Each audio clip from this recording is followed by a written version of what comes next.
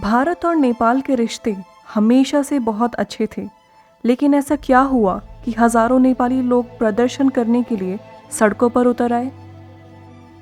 8 मई 2020 को भारत के रक्षा मंत्री द्वारा 80 किलोमीटर लिंक रोड का उद्घाटन किया गया, जो कि तिब्बत में स्थित कैलाश मानसरोवर तीर्थ स्थल को जोड़ने के लिए किया गया। कहा जा रहा है कि यह कैलाश मानसरोवर यात्रियों व सीमा सुरक्षा के नज़रिए से अनुकूल मार्ग है। 20 मई 2020 को नेपाल सरकार द्वारा एक नया मानचित्र जारी किया गया, जिसमें लिम्पियाधुरा, लिपुलेख व कालापानी क्षेत्र को नेपाल का हिस्सा दिखाया गया। भारत ने इस पर कड़ी आपत्ति जताई और कहा कि यह तीनों क्षेत्र उसके हिस्से हैं। इस पूरे मामले को समझने के लिए चलिए इतिहास के कुछ पन्नों पर नज़र डालते हैं। आज से करीब 200 साल पहले जब भारत ईस्ट इंडिया कंपनी के अधीन था, तो उस वक्त सन 1814 में बंगाल के तत्कालीन governor general Lord Francis Hasting की नज़र उत्तर भारत के उन क्षेत्रों पर थी जो कि तब तक ब्रिटिश हुकूमत के अधीन नहीं हुए थे। वो क्षेत्र थे नेपाल, राजपूत राज्य और सिख साम्राज्य।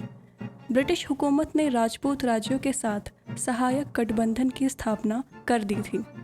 अब लॉर्ड हेस्टिंग की नज़र नेपाल पर थी, क्योंकि तिब्बत के साथ व्यापार करने के लिए नेपाल एक अनुकूल मार्ग था और नेपाल के राजा ने लॉर्ड हेस्टिंग्स के व्यापार के प्रस्ताव को अस्वीकार किया।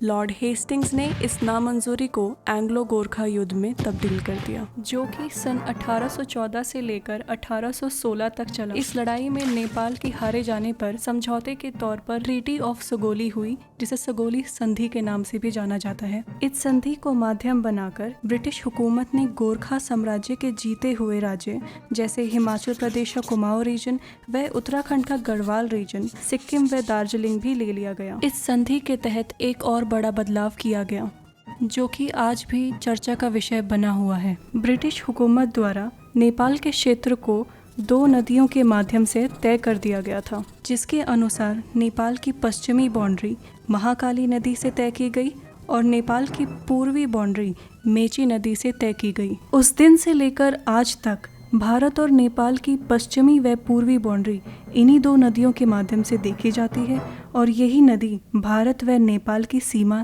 तय करती है। उस समय नेपाल की पश्चिमी बाउंड्री तय करने वाली महाकाली नदी के 2 उद्गम स्थल दिखाई दे रहे थे। इस नदी का एक व्यापक उद्गम स्थल पश्चिम की ओर लिम्पियाधुरा तक जा रहा था, व दूसरा संकीर्ण उद्गम स्थल पूर्व की ओर लिपुलेख पास के निकट जा रहा था। ब्रिटिश हुकूमत द्वारा यह देखा गया कि महाकाली नदी का पश्चिमी उद्गम स्थल ज़्यादा व्यापक है नदी के पूर्वी उद्गम स्थल से, और यह निर्णय लिया गया कि महाकाली नदी के पश्चिमी उद्गम स्थल से नेपाल की सीमा तय की जाएगी। ब्रिटिश हुकूमत ने 1827 का राजनीतिक नक्शा तैयार कर नेपाल व ब्रिटिश भारत की सीमा तय तो कर दी थी, पर कुछ समय बाद उन्हें यह एहसास हुआ कि चाइना के साथ व्यापार करने के लिए यह त्रिकोणीय हिस्सा बहुत ही महत्वपूर्ण है, और इस हिस्से की आवश्यकता जानने के बाद यह लाजमी था कि ब्रिटिश हुकूमत की नीयत बदलेगी।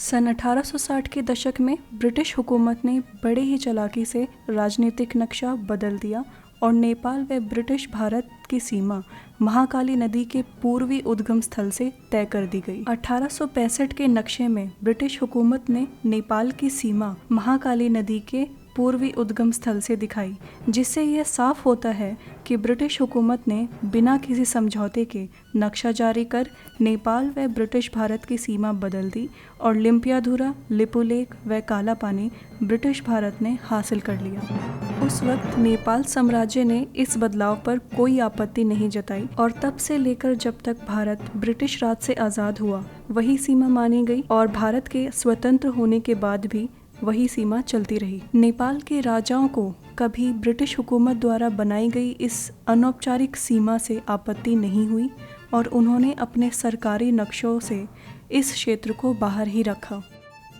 सन 1990 नेपाल में जनतंत्र आने के बाद एक बार फिर से सगोली संधि का जिक्र उठा, जिसके चलते नेपाल ने अपनी उत्तर पूर्वी सीमा के लिए आवाज़ उठाई, मगर सगोली संधि के वैध कागजात का कोई आता पता नहीं था। सन 2000 जुलाई के महीने में भारत के पूर्व प्रधानमंत्री अटल बिहारी वाजपेयी जी और नेपाल के प्राइम मिनिस्टर यानी प्रधानमंत्री के बीच इस विवाद को लेकर चर्चा हुई। फील्ड सर्विस भी कराई गई ये जानने के लिए कि काला पानी के रीजन में कहाँ बाउंड्री होनी चाहिए, मगर यह समझौता बीच में ही रुक गया क्योंकि नेपाल की यह मांग थी कि भारतीय सेना को सीमा से हटा दिया जाए, जो कि भारत ने अस्वीकार की। सन 2015 मई के महीने में भारत और चीन ने एक व्यापार का समझौता किया जिसमें लिपुलेख पास को व्यापार मार्ग की तरह इस्तेमाल करने की योजना बनाई। इस मुद्दे के बारे में जानकर नेपाल के प्रधानमंत्री ने नाराज़गी जताई। यहाँ से भारत और नेपाल के रिश्ते खराब होने लगे। अब सबसे बड़ा सवाल ये उठता है कि इस डिस्प्यूटेड एरिया या विवादित क्षेत्र पर सही मायने में किसका हक है। कहा जा रहा है कि नेपाल की साम्यवादी पार्टी पर चीन का प्रभाव पड़ा है, लेकिन हर चीज़ की पृष्ठभूमि पहले से तैयार होती है। भारत व नेपाल के संबंध सन 2015 से ही खराब हो गए थे। नेपाल की राजनीति में भारत के प्रति एक गुस्सापन भी दिखा है और चीन से सहानुभूति भी मिली है। दो देशों को अपने आपसी मतभेद का समाधान बातचीत के माध्यम से समय रहते कर लेना चाहिए, क्योंकि किसी ने सही कहा है, कूटनीति बिना रणनीति चलाई नहीं चलती।